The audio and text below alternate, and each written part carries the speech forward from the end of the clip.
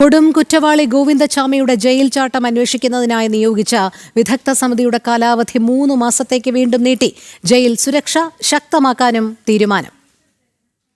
കൊടും കുറ്റവാളി ഗോവിന്ദചാമിയുടെ ജയിൽ ചാട്ടത്തിന് പിന്നാലെ നിലവിൽ വന്ന വിദഗ്ധ സമിതിയുടെ കാലാവധിയാണ് വീണ്ടും നീട്ടിയത്.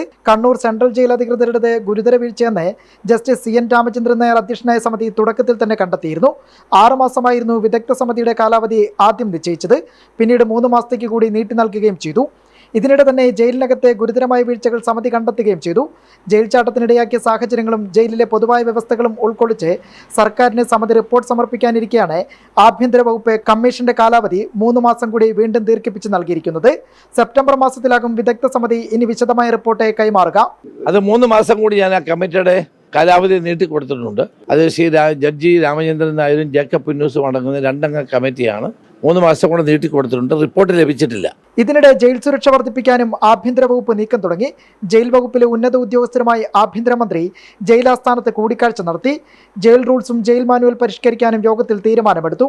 ജയിലിന്റെ പ്രവർത്തനം കൂടുതൽ മെച്ചപ്പെടുത്താൻ സംവിധാനമൊരുക്കുന്നതിനുള്ള കർശന നിർദ്ദേശങ്ങളും ആഭ്യന്തര വകുപ്പ് കൈമാറുകയും ചെയ്തു. ജനം, തിരുവനന്തപുരം.